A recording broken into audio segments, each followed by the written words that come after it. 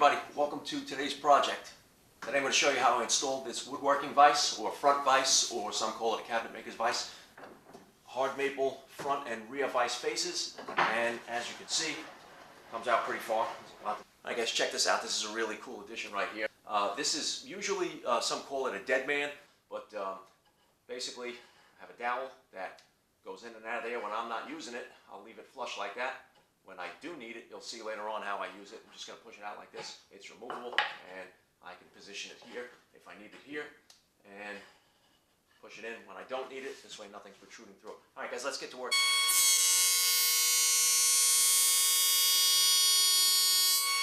Okay, so temporarily I clamped the back end of the vise here, or the rear face of the vise, to the table, and I left it protruding just about 3/16.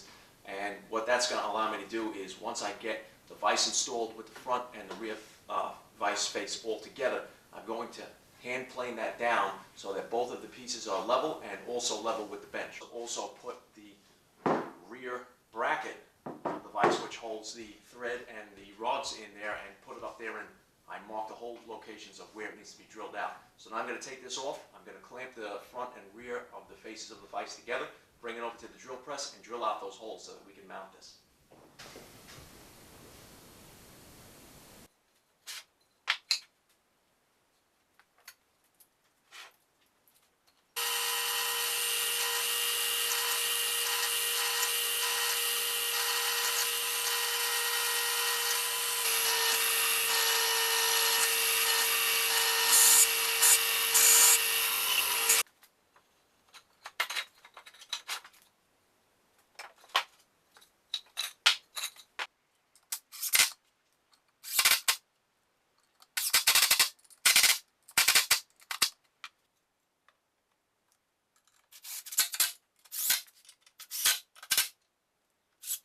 Okay guys, well I have the bench flipped upside down, the bench top. It's just going to be a lot easier for me after I made the holes for the vise face and everything.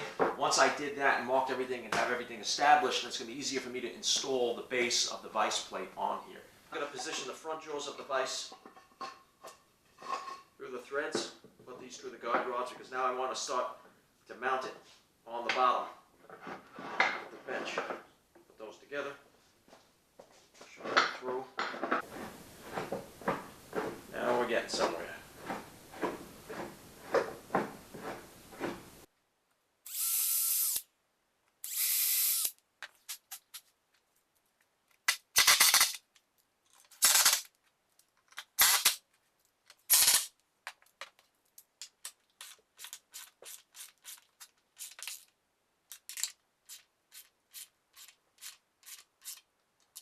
This is going to wind up being the handle. I'm going to cut a section of this off, and then we're going to get to the lathe, and I'm going to turn the end knobs on it. But for right now, I'm going to tighten it up and use the vise on itself to hold it snug. Move this out of the way, pre-drill, screw this in, and then tighten up these nuts for the guide rod here.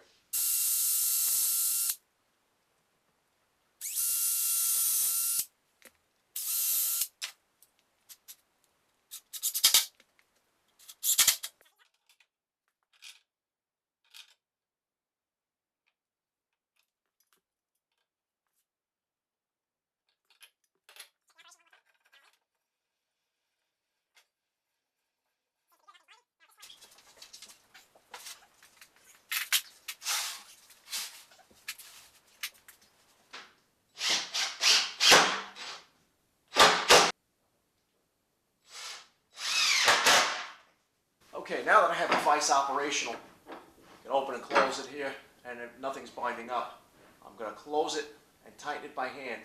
Now I want to start to level it up with the table, so I'm just going to use my hand plane for that. I'm going to start to take some shavings lightly.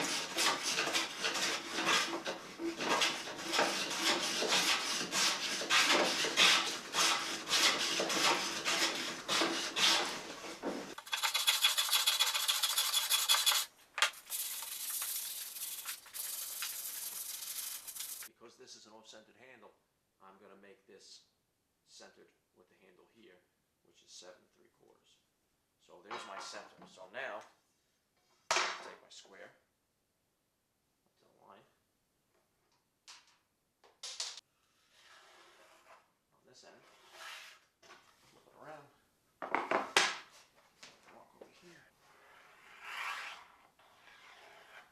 I put a 1-inch thick piece of maple underneath the bench, exactly in line of where I'm going to drill those dog holes. This way, I don't have just a 3/4 inch piece of plywood holding in the dog, because once the dog goes in there and you start putting pressure on it with a vise, this will have a tendency to bend and twist and warp and even crack.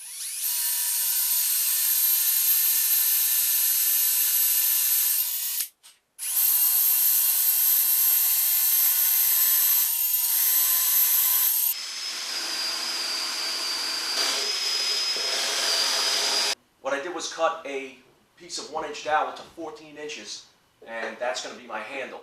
So now what I need to do, because this sits in here real nice, what I need to do now is make end caps for it. So we're going to head over to the lathe. I'm just going to close this up. That's working real nice. We're going to head over to the lathe and we're going to make some nice cherry hardwood end caps on this thing.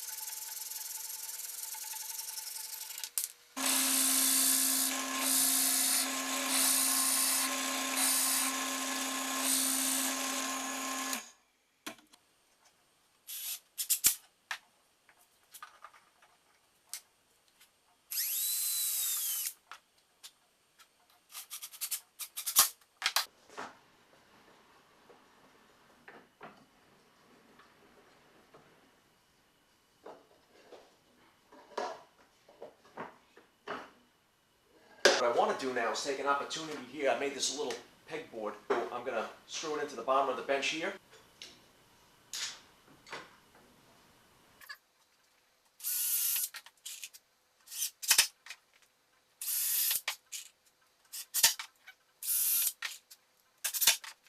One-inch dowel left over, and what this is going to do is going to serve two purposes here.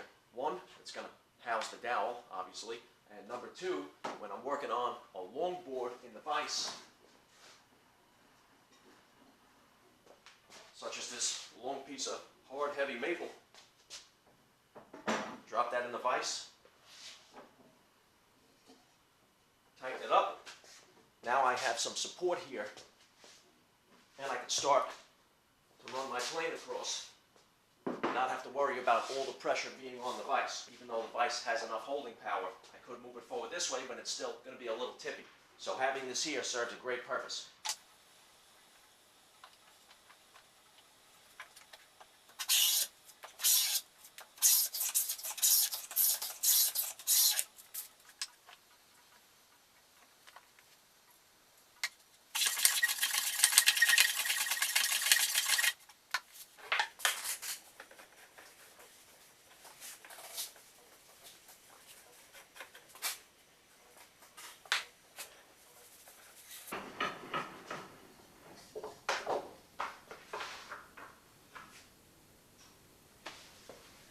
Alright, so I hope everybody enjoyed the video today. This was a great project. It's going to serve a really good purpose in my shop. Basically, since I'm doing almost 100% of the work in this portion of the shop and not in the garage, so I'm not going to have that other bench anymore taking up any room. So I hope you guys enjoyed the video. Make sure you subscribe. Make sure you follow me on Instagram. I'll put the link to my Instagram down on the bottom there.